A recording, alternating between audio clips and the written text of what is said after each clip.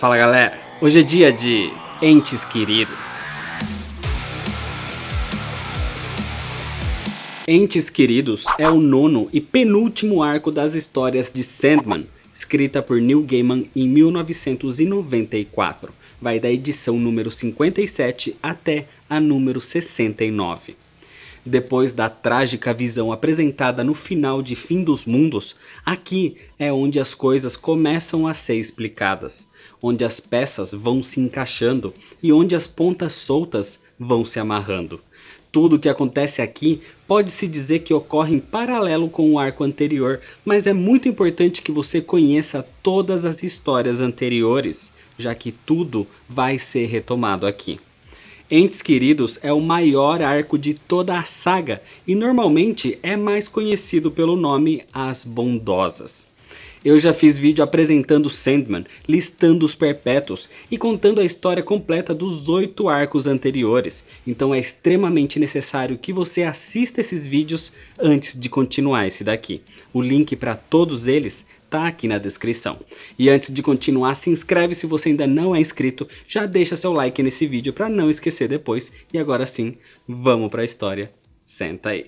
Senta que lá vem a história.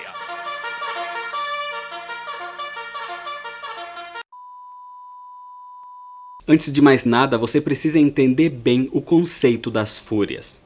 Chamadas de Eríneas, eram personificações da vingança na mitologia grega. Nêmesis era a deusa da vingança que punia os deuses, mas as Eríneas puniam os não-deuses. As criaturas eram representadas sempre por 3 mulheres, Tisífone, Megera e Alecto. Ficaram conhecidas como as Fúrias na mitologia romana e eram as encarregadas de punir principalmente os delitos de sangue. E para evitar que algum mal caísse sobre a população, as pessoas passaram a chamar as fúrias de as benevolentes, as veneradas ou até mesmo as bondosas. Apesar de serem representadas por 3 mulheres, muitas criaturas mitológicas são representadas assim também. Então às vezes as fúrias podem ser confundidas com as górgonas, com as nornas ou com as moiras, as 3 irmãs que tecem a linha da vida. Sabendo disso, a história começa mostrando as moiras tecendo suas linhas e conversando enquanto isso, dizendo como as pessoas reclamam pela vida que recebem, mas quando recebem o que querem mesmo, reclamam mais ainda. E mesmo assim, elas continuam fazendo seu trabalho, porque essa é a sua natureza. Mas independente de qualquer coisa, tudo sempre chega a um fim. Em outro lugar vemos Lita Hall vivendo com seu filho Daniel. O problema é que depois do que houve com ela, com seu marido e com seu filho no reino do sonhar, Lita se tornou extremamente protetora com Daniel. E quase enlouquece ao ver que um dia ele acorda com a cama cheia de areia. Areia que pode ter vindo do sonhar.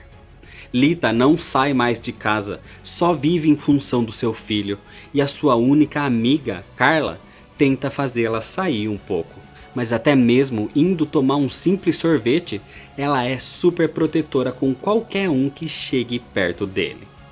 Ela não morreria se algo acontecesse a Daniel, ela mataria.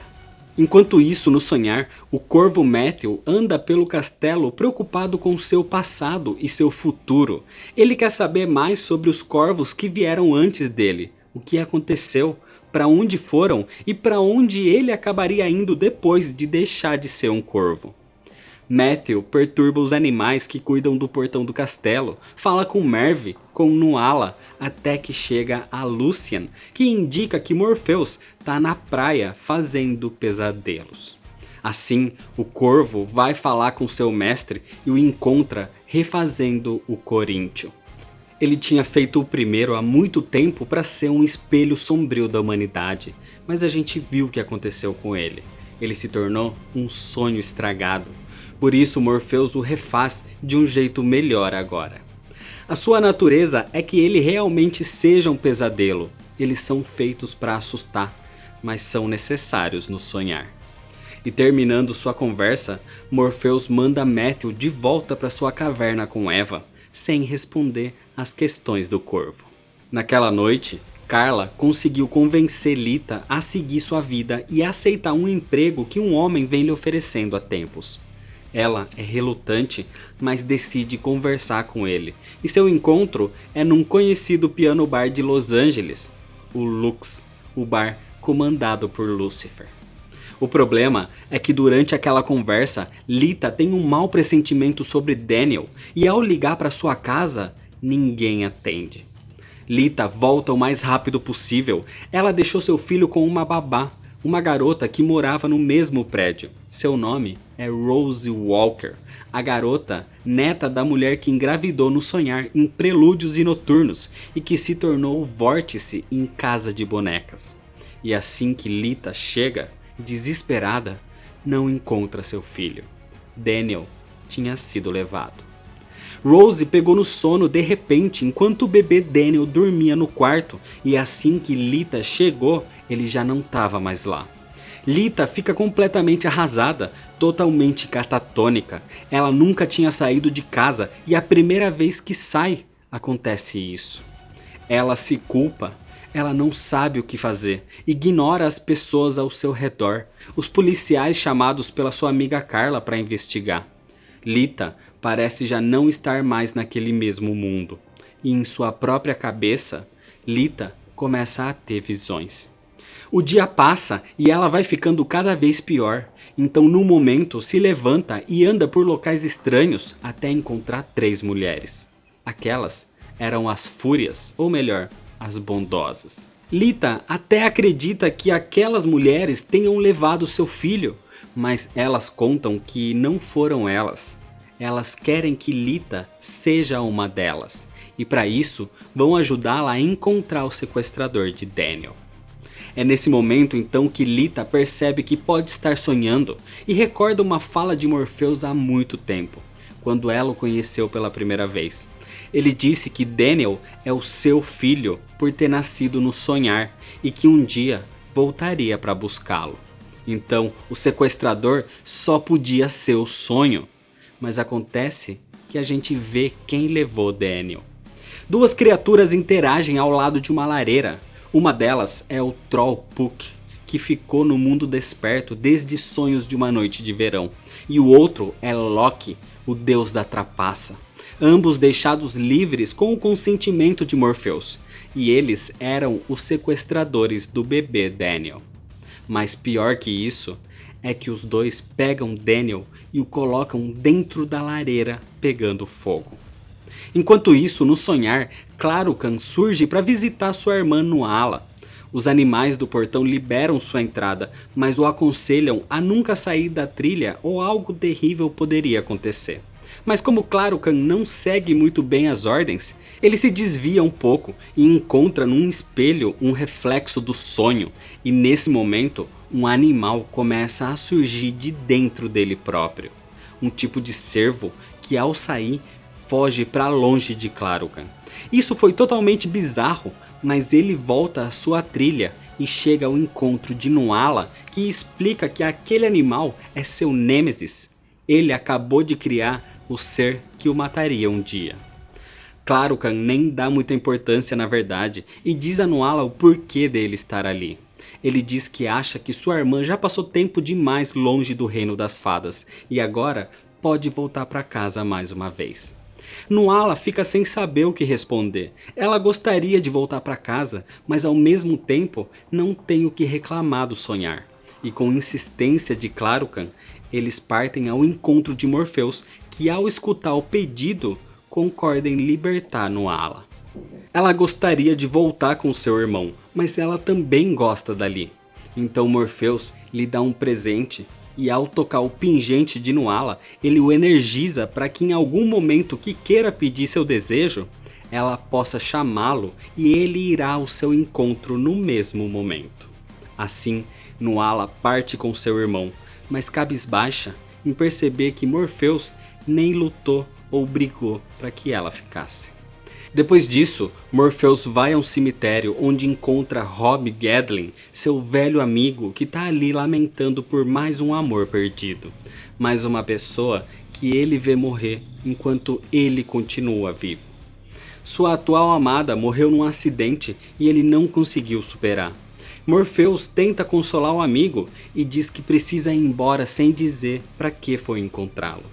Então Rob corre para alcançá-lo antes que parta e diz que ele já tá nessa de viver eternamente há muito tempo e aprendeu a reconhecer o cheiro da morte. E Morpheus tá fedendo a morte. Ele deveria tomar muito cuidado. E enquanto eles conversam, o universo parece se alterar um pouco e até mesmo os perpétuos sentem. Nesse momento também, os policiais que investigavam o desaparecimento do bebê Daniel vão falar com Lita, indicando que o encontraram, mas infelizmente carbonizado. Lita, que já tinha praticamente enlouquecido antes, agora se entrega totalmente à sanidade e na sua cabeça tem certeza que Morpheus foi o responsável por isso. A vida de Lita passa a se tornar algo abstrato. Ela vê criaturas onde não existem, vê seres místicos onde ela conversa com postes ou latas de lixo, até que encontra as bondosas. Elas começam a incentivar Lita, que quer vingança. Morpheus teria matado seu marido e seu filho, segundo ela, e ele precisa morrer. Morpheus volta ao sonhar melancólico, e desde a morte de Orfeu, ele age de forma mais depressiva que antes, e aos poucos o mundo vai sentindo isso. As pessoas sentem que ele corre perigo, que ele precisa de ajuda, mas ninguém consegue fazer nada por ele. Rose Walker, depois do que houve em Casa de Bonecas, se manteve nos Estados Unidos, e ao receber a herança de sua avó, ela ajuda quem pode, como é o caso de sua amiga Zelda, que agora está morrendo pela AIDS que adquiriu após um transplante de órgãos. E no momento de delírio, Zelda diz que conversou com sua avó no seu sonho e ela pediu para que Rose visitasse seu antigo lar. Então depois que Zelda morre, Rose deve partir para a Inglaterra. Mas antes de partir, Carla, sua amiga em comum com Lita, vai ao apartamento dela, onde encontra a foto do pequeno bebê Daniel incinerado e percebe que Lita está desaparecida. Mas algo estranho acontece com aquela foto e então Carla procura pelos policiais que supostamente estariam investigando o caso. E é onde descobre que não existe nenhum policial.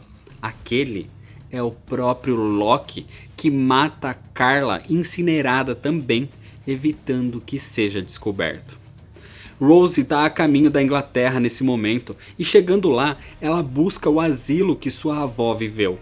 E ali conhece o dono do local, Paul Maguire, que lhe mostra todo o local onde sua avó dormiu por anos. E revela que o seu amor também passa pela mesma condição. Alex Burgess vem dormindo por anos, mais precisamente desde o dia que a avó de Rose despertou. Alex é o filho do homem que aprisionou o sonho em Prelúdios e Noturnos, o homem que agora paga pelos pecados do seu pai. No sonhar, Morpheus finaliza o Coríntio e logo se percebe que ele realmente é uma versão melhor de si mesmo. Então o sonho lhe dá uma missão e pede para que vá ao mundo desperto, encontre o bebê Daniel e o leve até o sonhar. E para isso, Morpheus manda o corvo Matthew junto do Coríntio. Enquanto no reino das fadas, Nuala tá de volta à sua forma gloriosa, mas ela não tá feliz. Ela não quer mais usar essa máscara, ela quer ser ela mesma e se sentir bem num lugar que gostem dela pelo que ela realmente é. A parte de tudo isso, vemos Thessaly, atualmente se chamando de Larissa, que partiu em busca de Lita e a encontra abandonada pelas ruas. Assim, a leva para sua casa, onde pretende cuidar dela. Para isso, Thessaly faz um ritual de proteção, onde deixa Lita no meio, evitando que algum mal chegue perto dela. O problema é que isso faz com que Lita, em sua mente perturbada, acabe cedendo totalmente às fúrias. Lita quer vingança contra Morpheus, e as fúrias querem Lita junto delas, porque assim elas poderiam cumprir sua missão. As fúrias devem punir aqueles que cometem crimes de sangue, aqueles que matam, e Morpheus matou seu próprio filho. Por isso, ele deveria ser morto. Enquanto isso, no portão do sonhar, Odin surge e conversa com o sonho, decepcionado porque descobriu que Loki estava andando pelo reino desperto e não aprisionado como deveria estar, e Morpheus sabia disso.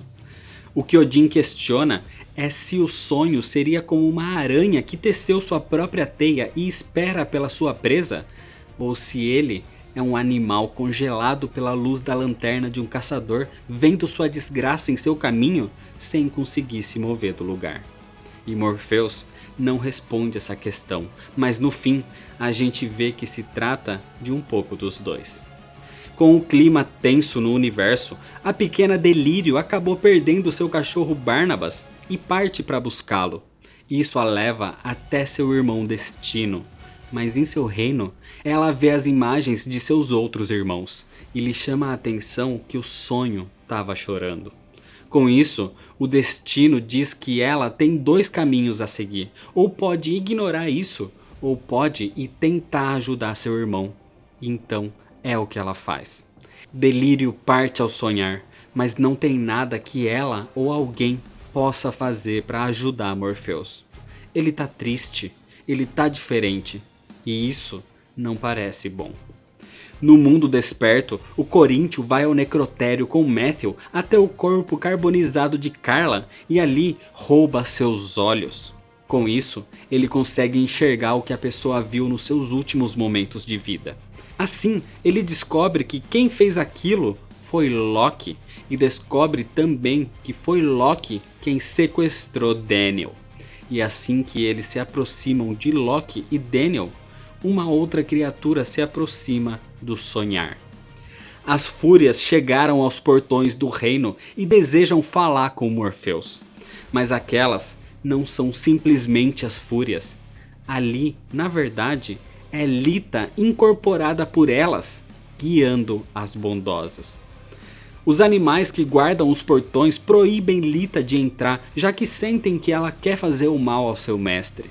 Mas à força, Lita mata o grifo. Com isso, Morpheus avisa ao Pégaso e ao dragão que liberem sua entrada, já que ele não quer que outro animal morra. Lita parte ao salão principal e encontra Morpheus, mas não o ataca. Em vez disso, lhe dá um aviso. Lita, as fúrias, vão destruir tudo que Morpheus já amou e todo o seu reino para no fim destruir ele próprio. E assim ela se vai. A catástrofe que se aproxima é sentida em todo lugar pelos mais sensitivos. Lúcifer percebe a alteração desde seu bar. Thessaly sente desde sua casa e Nuala sente desde o reino das fadas. Na Inglaterra, vemos Rose Walker, que se relaciona com o homem que a recebeu no aeroporto quando chegou. Mas ele é um homem casado e mesmo tendo relações, ele a rejeita depois. Então a garota volta ao asilo para se despedir. Ela já conheceu aquele local onde sua avó passou os anos e agora pretende voltar. Mas antes disso, Rose caminha pelo asilo e acaba indo num porão onde ela apaga e Desejo surge em sua frente. Desejo se apresenta e diz que Rose é a sua neta, já que sua avó, quando foi possuída em seu sono, foi possuída pelo desejo. Então ela tem uma ligação com os Perpétuos e isso poderia ser cobrado futuramente. O Coríntio continua sua busca e encontra Loki e Puck, mas Matthew acaba sendo puxado de volta ao sonhar contra sua vontade, porque nesse momento Lita, possuída pelas fúrias, inicia sua promessa e começa a destruir o sonhar. E seu primeiro alvo é o verde do violinista. Assim, ela parte até lá e o mata. Por isso, Matthew automaticamente voltou para limpar os restos do seu amigo. O Coríntio entra em combate contra Loki, que tenta resistir, mas o pesadelo era mais poderoso que o antigo deus, e após derrotá-lo, devora seus olhos, assim enxergando o que fez e onde estaria Daniel. Com isso, ele o puxa, revelando que Daniel continuava vivo. O Coríntio recupera o bebê, mas também confronta Puck, que auxiliava Loki, e que parte de volta ao reino das fadas sem conflito. Enquanto isso, Odin e Thor encontram o corpo de Loki ali sem os olhos e o levam de volta para continuar seu castigo eterno, encerrando esse problema. Com os ataques ao sonhar iniciados, Morpheus parte ao mundo desperto para encontrar o corpo de Lita Hall e a encontra com Thessaly. Mas pela magia de proteção que ela colocou ali, Morpheus não pode fazer nada para acabar com Lita e seus ataques. Inclusive nesse momento, pelas conversas entre Morpheus e Thessaly, a gente percebe que a pessoa por quem ele fez uma tempestade em vidas breves foi a Thessaly. E ela explica que tá ajudando Lita não para machucá-lo, mas porque ela fez um pacto com as três para ganhar mais alguns anos de vida. Com isso, Morpheus volta para defender o sonhar. Mas Lita, incorporada pelas fúrias, continua a matança e ataca o pobre Abel, que morre definitivamente. E logo depois disso, o ataque se estende aos outros moradores do sonhar, inclusive Merv, que tenta defender o reino do seu mestre, mas não resiste e também é morto. O problema é que enquanto isso acontecia, no reino das fadas, Nuala não aguenta mais viver daquele jeito e quer fugir dali. Então ela cobra as palavras que Morpheus lhe deu antes, chamando-o com seu pingente para pedir o desejo que ele lhe ofereceu. Morpheus fica relutante, ele não pode sair do sonhar agora, mas Nuala, sem saber, insiste para que ele apareça. E ele parte para lá, abandonando seu reino no meio dos ataques. Nuala se declara seu antigo mestre, dizendo que ela o ama. Ela ama o sonho que havia como ela realmente era e a aceitava assim. O sonho que ela podia ser quem é de verdade, sem usar nenhum tipo de máscara ou feitiço para parecer outra coisa. Então seu desejo é que ele a ame também.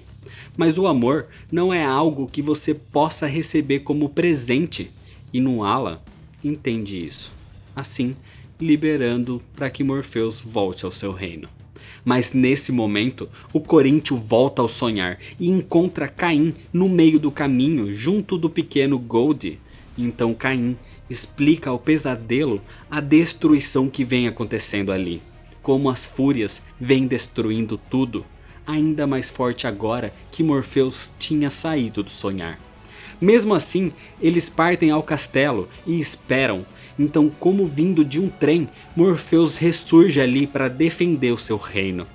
Enquanto isso acontece, o destino lê seu livro em seu reino, e ele começa a convergir, mostrando como o destino não é único. Existem vários caminhos, várias opções, e quando você vai caminhando pelo seu labirinto, o destino se torna um só. E à medida que ocorrem os eventos, os destinos conflitantes deixam de existir, gerando uma tempestade de realidade. A tempestade sentida no fim dos mundos. Enfim, Morpheus está de volta e reencontra o Coríntio e o bebê Daniel. E é nesse momento que Lita aparece também e percebe que seu filho não estava morto, que Morpheus não foi o responsável pelo seu sequestro, e ela mesma entra em conflito com as fúrias, dizendo que não quer mais fazer parte dessa vingança agora sem sentido.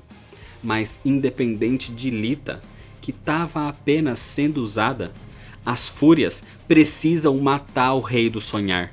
Ele cometeu um crime de sangue. Ele matou seu próprio filho. As fúrias são o que são. Essa é a função delas. Assim como o sonho tem a função de ser o sonho. E ele precisa seguir as regras. As fúrias estão certas. Ele realmente precisava pagar pelos seus crimes com sua própria morte. Sendo assim, Morpheus se prepara, usando sua capa e seu capacete, como já usou antes, e parte para o conflito final. Mas antes disso, Morpheus prepara outra coisa. Parte da sua essência sempre foi incorporada no seu rubi, mas ele agora vem contemplando uma esmeralda, já que essa joia tem várias facetas, E dependendo de como você a segura, ela brilha em um dos seus lados diferentes. Muitos podem confundir uma de suas facetas como sendo a própria joia completa, mas a esmeralda é muito mais do que isso. Então, com a esmeralda em mãos, ele tem uma conversa com Daniel e entrega a joia ao pequeno bebê. Assim, ele se despede do seu amigo Matthew e vai ao confronto final. Mas Matthew, mesmo sendo muito medroso, não pretende abandonar seu mestre. Ele realmente o considera como um amigo, então o acompanha ao combate. As fúrias aparecem e Morpheus fica frente a frente com elas. Ele ainda tenta racionalizar, mas as fúrias não pretendem levar menos que sua vida por derramar o sangue do seu próprio filho. E Morpheus sabe disso. Nesse momento, a morte é atraída até o sonhar, para o castelo do seu irmão. E no campo de batalha, Morpheus está ali com Matthew, com quem conversa sobre os antigos corvos. E ele conta que alguns pediram para morrer e outros assumiram outras funções no sonhar. Por exemplo, Lucian é o primeiro corvo que já existiu ali. Então seu futuro depende dele mesmo. Com isso, Morpheus pede um último favor a Matthew. Ele lhe entrega seu capacete e sua algibeira, os símbolos que fazem dele o Sandman, e pede que os leve ao seu castelo e que peça para que sua irmã vá ao seu encontro. Assim, a morte parte ao lado de Morpheus. No sonhar, Matthew espera os eventos no trono de Morpheus, mas nesse momento o Coríntio arremessa uma faca na sua direção, e é onde atinge uma criatura venenosa chamada Nibas, um prisioneiro do Lorde Morpheus que quase atacou o corvo. O Coríntio tinha ficado irritado por Matthew desaparecer durante sua busca de Daniel, sem entender o que houve realmente. E ao ver que o corvo quase foi atacado, o Coríntio acaba salvando, deixando o trono completamente ensanguentado por aquela criatura. No campo de combate, o sonho está sozinho ali, e a morte se senta ao seu lado. A última vez que eles tiveram esse tipo de conversa, ele alimentava os pombos e ela jogou um pão em sua cabeça. Então ele refaz o pão e os pombos. E em vez de tentar gritar com ele e fazê-lo mudar de ideia, a morte sabe que é tarde demais. O sonho está muito cansado. Todos aqueles eventos anteriores que levaram aos conflitos foram permitidos por ele. A libertação de Loki e de Puck, o chamado de Nuala que o tirou do sonhar, tudo acabou levando a esse ponto, um ponto sem volta, onde esse sonho teria que terminar. Onde ele poderia simplesmente partir como o Destruição fez, mas ele preferiu ficar, como se ele realmente quisesse ser punido pela morte do seu filho Orfeu. Desde esse evento, o sonho mudou, caiu na realidade e precisava acabar, como se tivesse arquitetando o seu próprio fim. Assim, a morte entende seu irmão e finalmente lhe estende sua mão, levando Morpheus a seu reino e acabando com o seu sofrimento. Essa alteração no universo é sentida em toda parte. Nuala abandona o reino das fadas, Delírio encontra Barnabás, até mesmo Lúcifer sente a alteração e já não tem mais motivação para manter o seu bar e fecha o Lux. Rose Walker vai ao enterro de Zelda e em meio à morte descobre a vida, onde percebe que está grávida, um bebê que seria um bisneto de Desejo. No asilo onde sua avó viveu, Alex Burgess desperta do seu sono finalmente, depois que o sonho que o aprisionou morreu. E Lita Hall desperta de sua loucura e tenta se recompor, mesmo com o conselho de Thessaly de que ela desapareça, já que muita gente vai querer feri-la ou matá-la pelo que ela fez, inclusive ela. Tudo parece ter mudado, principalmente no sonhar, mas Morpheus deixou um último movimento antes de falecer. Ele tinha conversado com Daniel, seu considerado filho, e a partir daquela esmeralda que deixou em sua posse, a essência do sonho foi mantida e passada ao seu herdeiro. Com isso, Daniel absorve o seu novo aspecto e ele próprio se torna uma nova faceta daquela joia. Agora, com vestes brancas, ele não é mais Daniel, muito menos Morpheus. Ele é o novo Lorde Moldador, o novo sonho. No final, as moiras são mostradas vendo o futuro num biscoito da sorte, com a inscrição "Você pode ser eu quando eu me for", mostrando que Morpheus não foi derrotado, ele foi o real vitorioso. Ele seguiu as regras, ele não foi morto, ele próprio se matou, mas sua essência, o sonho, continua vivo agora numa nova faceta, num novo aspecto, num outro ponto de vista de uma ideia, numa renovação necessária, num novo Lorde Moldador, dando continuidade ao sonhar, num novo Sandman. E é desse jeito que termina a história. Entes Queridos é praticamente o fim, é onde tudo se junta, tudo que foi visto na série inteira é fechado aqui. O tema sobre histórias recorrentes em Sandman é forte aqui. O tema sobre tudo ter um fim é muito mais presente. O tema sobre mudanças serem necessárias é o principal. E o tema da morte e da renovação é o ápice final.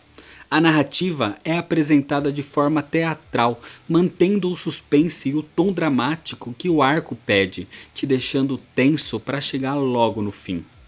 A HQ traz de volta personagens familiares do Sonhar e dos Perpétuos, retoma assuntos antigos e te dá várias respostas. É como um grande presente dado em pequenas porções ao usar praticamente todas as peças de um grande quebra-cabeça.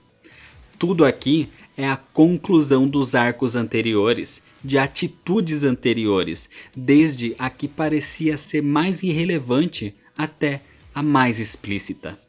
É o clímax da série que encerra a vida de Morpheus, dando espaço para uma nova representação do sonho, um novo Sandman. O próximo arco é o último da série principal e aborda esse assunto de forma melhor, sendo praticamente a celebração final. Mas como eu sempre digo, tem várias outras referências, várias outras interpretações dos textos, ações e diálogos. Então isso gera muitas discussões e diferentes interpretações de tudo por cada um que lê essa HQ. Então deixa você nos comentários qual é a sua interpretação sobre esse arco.